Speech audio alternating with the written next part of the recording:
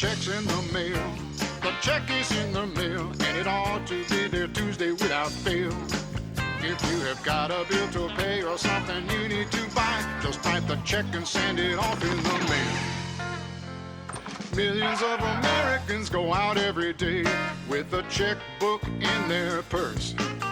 They might have a little cash to pay for their lunch and a little to get home on the bus.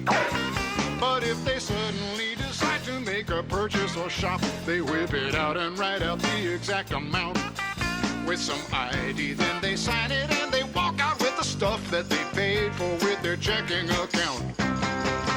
The check's in the mail, the check is in the mail, and it ought to be there Wednesday without fail. When you need to send some money, do what business folk do, just write a check and send it off in the mail. Every month you've got a little bundle to pay, like the rent, the lights, the phone, and the car. Write them out for each amount and send them away with an envelope and stamp they'll go far. It really is a safer way for you to pay all your bills, and so you ought to open up your own account. Your check is just a written order only you can write that tells your bank to pay someone a certain amount.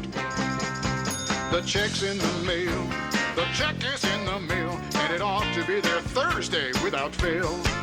You can keep your money moving with the flick of the wrist, and you're happy that the check's in the mail. Now you may wonder what happens when you send a check to someone and how it gets back to your bank. Well, that someone deposits your check into their account, and then through an electronic flow of digital information, your check is cleared by a central bank and comes back to your bank, where at that point the amount is deducted from your account and paid over to theirs. So it's obvious that you got to keep enough money in your checking account to stay in the black. Otherwise, you'll write a hot check and that sucker's gonna bounce, and that's illegal. Once a month your bank will send a statement to you, so you'll know just where you stand, listing all your checks and charges and deposits too, to help you stay ahead and keep things in hand. And you should learn to be real careful with your checkbook and your checks and keep track of every little amount. Now you compare your figures with the banks, and if it all adds up, then you can say that you have balanced your account. The check's in the mail, the check is in the mail, and it's got to be there Friday without fail.